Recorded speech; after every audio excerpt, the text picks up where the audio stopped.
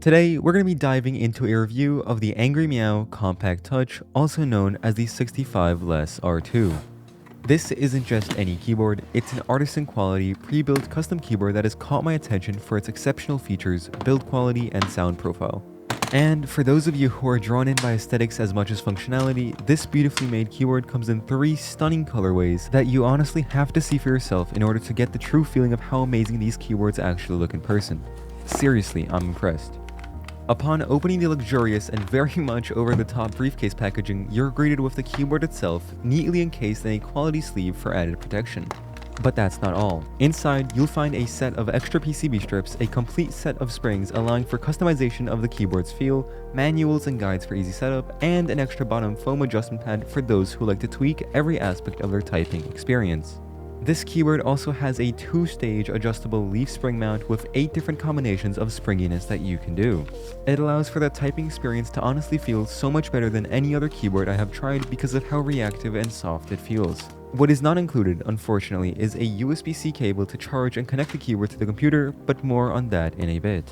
Now, before we go any further, I should mention that I purchased this keyboard with my own money, though it was sent to me a bit earlier for the purpose of this review. The specific models we're looking at today is the Blue Velocity colorway, one of 3 available options.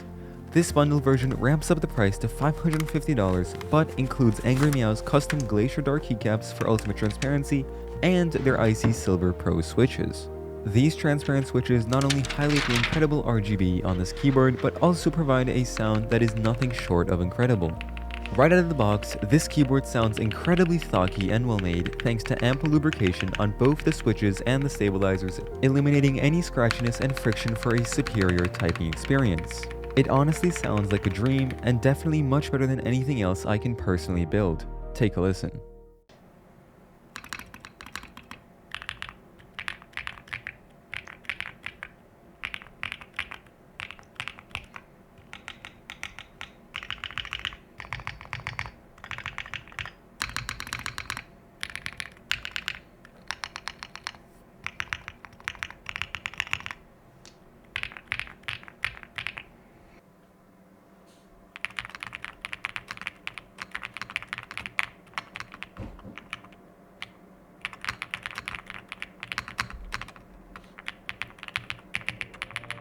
One thing to note though, when I first got this keyboard, 2 of the Gateron black ink stabilizers felt a little overlubed and were having trouble ascending, but after a day of use it all went away, so your mileage may vary. Now let's talk about the colorways that come with this keyboard. The most unique among them is the Donut colorway, priced at $450 for the base model and $550 for the bundle. The base model includes the case and the PCB, as well as other accessories, but lacks the switches and keycaps. The Donut colorway stands out with a custom keycap set designed in collaboration with thocky and Glove, featuring triple-shot ABS keycaps that perfectly match the Donut theme. It also has wavy cutouts at the front of the case to allow for extra RGB light to shine through, enhancing its visual appeal. The Donut colorway also features an engraved touch panel for an added unique aesthetic, but I'll talk more about that in a bit.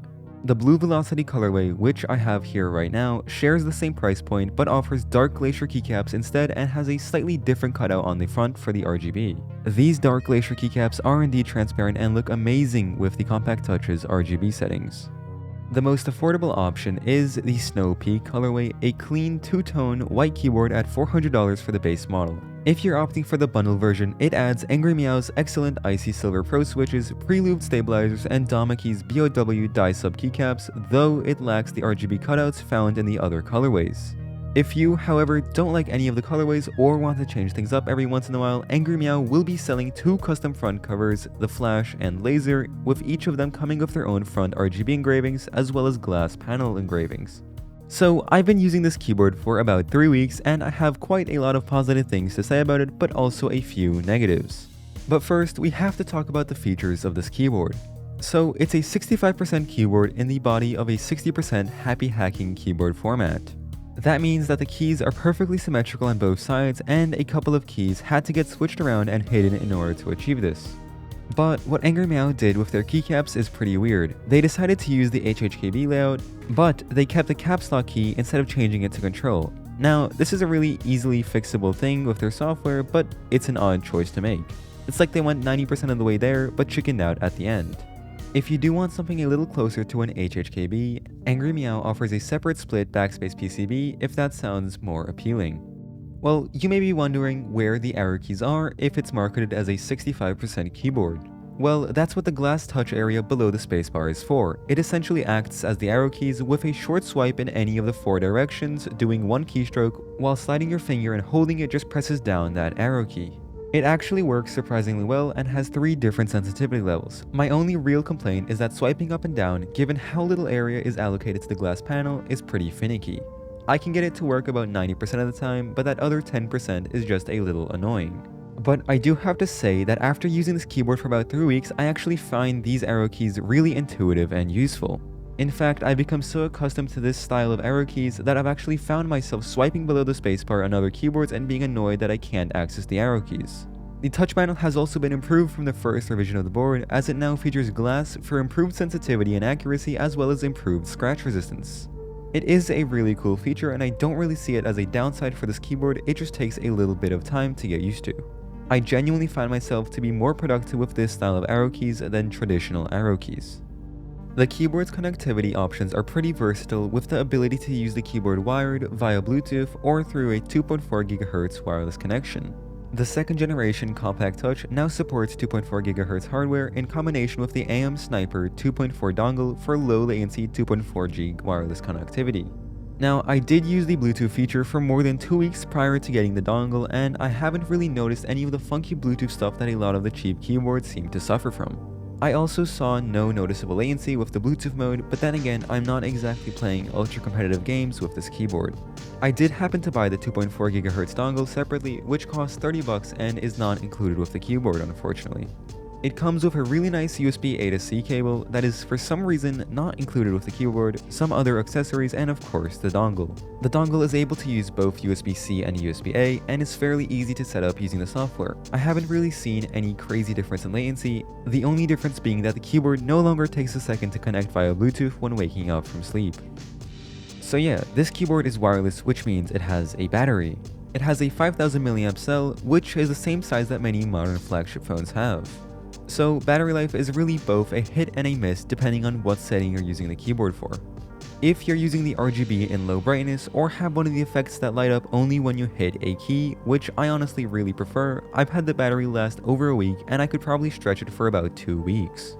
On a more normal RGB setting with all the keys being lit up at the same time, I could probably get around 2 days max out of this keyboard before having to charge it.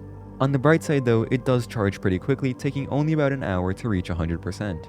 Another gimmick of this keyboard is that it has a wireless charging coil in case you have one of AngryMiao's Cybermats, which is an absurdly expensive mousepad with wireless charging coils to charge up any of their keyboards without ever needing a wire.